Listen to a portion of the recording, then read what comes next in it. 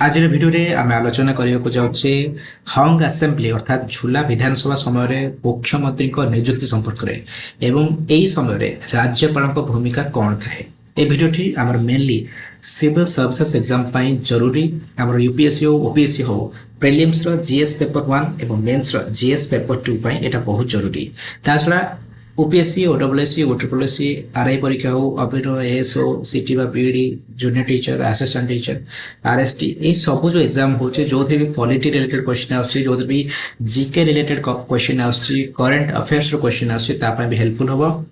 2021 मसिया रे UPSC mains रे गोटे क्वेश्चन पचारथिला the role of governor in Indian federal structure is often a point of contention between the central and the state governments. Analyze the reasons behind this contention and suggest measures. 2021 रो mains रे question आस्तला। समस्त नमस्कार। आमे वर्तमान आलोचना करिया जाउछे धारा 164 संपर्क रे जो थे कि आमे गवर्नर को डिस्क्रिशनरी पावर संपर्क रे आलोचना करिया को जाउछे। प्रथम कथा हला आर्टिकल 164(1) कोन कहूची। भारतीय संविधान धारा 161 के डील करे आमर मुख्यमंत्री को अपॉइंटमेंट साथी रे। आर्टिकल 164(1) कहूची chief minister shall be appointed by the governor. राज्य रो जो चीफ मिनिस्टर रहिबे तांको गवर्नर नियुक्त करिवे एवं गवर्नर को ताको रूल अछि जे मुख्यमंत्री का परामर्श रे अन्य मंत्री माने पाइबे नियुक्ति। एबे प्रश्न उठुछि गवर्नर काहाकू चीफ मिनिस्टर करिवे। जदि कौनसी दल आसेम्बली रे संख्या गरिष्ठता पाए तेबे गवर्नर कर कौनसी कन्फ्यूजन नाही कौनसी समस्या नाही। गवर्नर कौन करिवे ना सेही दलर लेजिस्लेटिव पार्टी रो लीडर को डाकिबे गवर्नमेंट फॉर्म करिया पय। ठीक अछि। उदाहरण स्वरूप जदि 234 विधानसभा रो सदस्य अछंती कौनसी दल 120 130 सीट जीति गला तेबे सेही दल सरकार गठन करिवो। किंतु असल समस्या से झूला विधानसभा समय रे हंग असेंबली माने कौनसी दल मेजोरिटी पाए नहीं। ये भली परिस्थिति रे गवर्नर का रोल बहुत जरूरी हो जाए। एठी गवर्नर निजर डिस्क्रिशनरी पावर व्यवहार करते किंतु संविधान रे सफा सफा लेखा नहीं जे हंग असेंबली रे गवर्नर केमिति चीफ मिनिस्टर बाछिबे। एही कारणरू सरकारिया कमिशन 1987 रे परे पुंची कमिशन आमर 2010 रे किछि सजेशन देथिले। कौन से सजेशन सब थिला जे से माने गोटे प्रिफरेंस रो गोटे ऑर्डर देथिले। तो कौन से प्रिफरेंस कौन से ऑर्डर काहाकू प्रिफरेंस दिया जिवो एई कमिशन दिटा कौन कहथिले जे प्रथमे प्रीपोल अलायंस रे जे मेजॉरिटी पाइबो ताको दिया जिवो। धरा जाय गोटे दल संख्या गरिष्ठता पाइनी किंतु सेही दल अन्य दल मानक सहित मिसी जो मेंटटी गठन करथिला से मेंट संख्या गरिष्ठता पाइजे ताले प्रथम प्रिफरेंस ताको दिया जिवो। ठीक अछि। तापर प्रिफरेंस काहाकू दिया जिवो जति सिंगल लार्जेस्ट पार्टी अन्य मानक समर्थन पाइगला। जोठी जोसेफ विजय को केस हैला हमर तमिलनाडु रे बेबे सेही केसटा तो कुआ जाय छै सेकंड प्रिफरेंस ताको दिया जिवो। ठीक अछि। तापर थर्ड प्रिफरेंस काहाकू दिया जिवो थर्ड प्रिफरेंस दिया जिवो हमर पोस्ट पोल अलायंस अर्थात अलायंस समस्त पार्टी सरकार जॉइन करिवे एटा इलेक्शन परे होबो। चतुर्थ प्रिफरेंस जो ठीक किसी पार्टी सरकार जॉइन करेनि बाहर सपोर्ट देवे जाको बाह्य सपोर्ट आधार रे सरकार चलछि बोली कहै जिवो। तो एमती चारिटा प्रेफरेंस दिया जिवो। तो एबे प्रश्न उठुछि ए जो पुंची कमिशन गाइडलाइन देले बा सरकारी कमिशन जो गाइडलाइन देले 1987 रे गोटे गाइडलाइन रहिला हमरो 2010 रे गोटे गाइडलाइन रहिला। ए गाइडलाइन सतरे फॉलो करा जाउछि कि उत्तर होचे स्पष्ट ना। अनेक समय रे गवर्नर माने ए ऑर्डर को फॉलो न करी चीफ मिनिस्टर्स नियुक्ति देइथिबार अभियोग हेछि आमे आखि आगे देखिछे। एथिपई गवर्नर को जो इंपार्शियलिटी गवर्नर को न्यूट्रलिटी ऊपर बारंबार प्रश्न उठुछि। संविधान अनुसार गवर्नर होचते नॉमिनल हेड किंतु किछि स्पेशल सिचुएशन जेमति कि 164(1) एमते सिचुएशन आमे देखिले सिठी कोन होछि ना गवर्नर निजर डिस्क्रिशनरी पावर यूज करछंती। तो हंग असेंबली रे गवर्नर को काम होचे या जे एमती गोटे सरकार गठन करेबे जोटा स्टेबल हबो असेंबली रो मेजॉरिटी सपोर्ट पाए।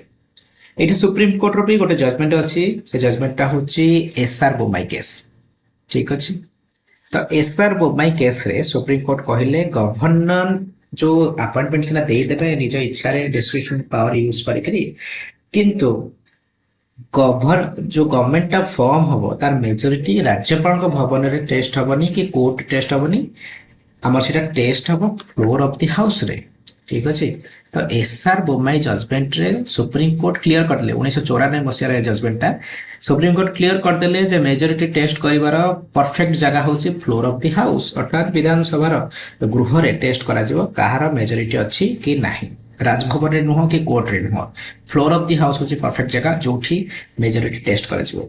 एई जो जोसेफ कुरियन जस्ट जो जोसेफ विजय को केस है बारंबार राज्यपाल 3-4 थर फेरी देले तो से आर्टिकल टा इठी राइटर लिखिछंती आ एडिटोरियल टीम एटा को ऐड करछंती। ठीक अछि। आमर 94 रो एसआर बोमाई केस रे जेमती हैला रामेश्वर प्रसाद केस जोटा 2006 केसटा सिथि भी सुप्रीम कोर्ट एई एसआर बोमाई रो जजमेंट टा को दोहरेइले पुणी थरे कहले जे हां मेजोरिटी टेस्ट कराबो जदी जोटा परफेक्ट जगह से होसे फ्लोर ऑफ द हाउस। ठीक अछि।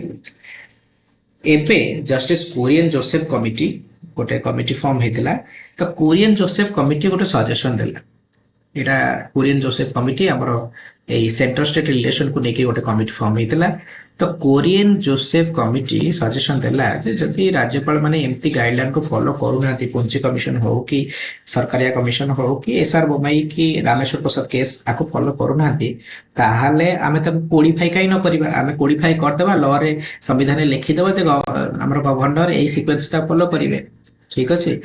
तो जस्टिस कुरियन जोसेफ कमिटी कहला से रेकमेंड करछि जे गवर्नर को पावर रो मिसयूज को रोकिया पाई आमे डिस्क्रिशनरी पावर जोटा गाइडलाइन अछि ताको पाई ताको आमे कोडिफाई कर देबा अर्थात लॉ करके गोटे शेड्यूल ऐड कर देबा कॉन्स्टिट्यूशन रे तो से अनुसार काम करिवे।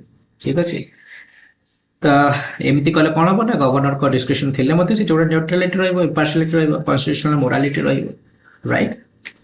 तो इंपोर्टेंट पॉइंट कौन कौन सब रहा आलोचना आर्टिकल 164 कहूँ जे CM will be appointed by the governor hung assembly case रे आमर 164(1) आधार रे गवर्नर निजर डिस्क्रिशनरी पावर यूज करती आउ Sarkaria commission पुंची commission Sarkaria commission आमर आसला 1987 रे पुंची कमिशन आसला 2010 रे से माने प्रेफरेंस ऑर्डर देथिले गवर्नमेंट फॉर्मेशन पई गोटे गाइडलाइन थिला राज्यपाल को।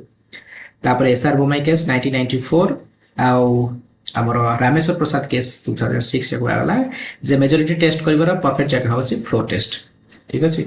सो ये थिला आमर discussion about article 164 164(1) discretionary power of the governor आउ रिलेटेड इश्यूज।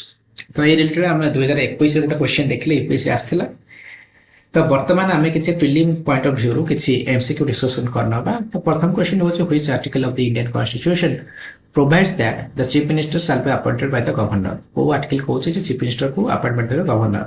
आर्टिकल 74 ना 163 ना 164 ना 356 करेक्ट आंसर हमें आलोचना कले करेक्ट आंसर अछि 164(1). ठीक अछि। परवर्ती क्वेश्चन को जिबा परवर्ती क्वेश्चन को in case of hung assembly which commission first recommended an order of preference for appointing CM को कमिशन ऑर्डर ऑफ प्रेफरेंस देले सीएम अपॉइंटमेंट केस रे मंडल कमिशन ना सरकारिया कमिशन ना फाइनेंस कमिशन ना राजमनर कमिशन करेक्ट आंसर हो Sarkaria commission हमरा आस्तिला 1987 रे तापर पुंची कमिशन से गाइडलाइन पाखापाखि देइथिला 2010 रे। परवर्ती question number 3 according to Sarkaria and Punchy commissions which group gets a first preference to form the government in a Hong Assembly।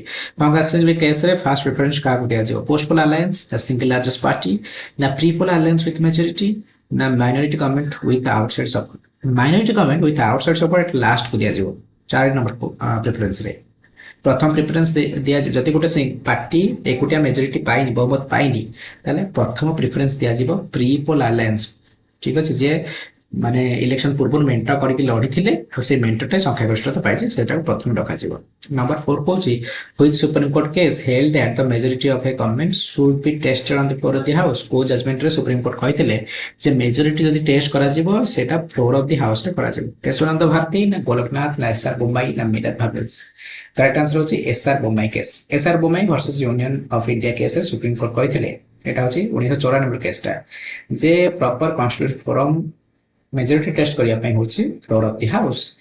Number 5 को जिबा the discretionary power of the governor in a hung assembly is mainly intended to governor को discretionary power काई दिया है option number a dissolve the assembly immediately संगे संगे assembly भंग करिया कुआइछ be appoint any political leader of choice निजर पसंदर पॉलिटिशियन को आने मुख्यमंत्री करने पे तांको ये पावर दिया है ना ensure formation of stable government enjoying majority support ना गोटे स्थायी सरकार स्थिर सरकार देवा पे तांको ये पावर दिया है ना impose president rule directly correct answer अछि गोटे तांको ए डिस्कशन पावर दिया है जद्वारा से निज बुद्धि विवेक प्रयोग करी गोटे जदि स्थिर स्थायी सरकार दे परिबे सेति पे चेष्टा करबे कहा जाय छै तो ये थिला हम discussion related to article 164 164(1) governor को डिस्क्रिप्शनरी पावर आवर Sarkaria commission Punchhi commission SR Bommai case एवं रामेश्वर प्रसाद केस आशा करुच्ची भिडियोटी आपन हेल्पफुल लागि तो भिडियोटी हेल्पफुल लागि जे then please like this video comment करके हम एनकरेज कर पाइबे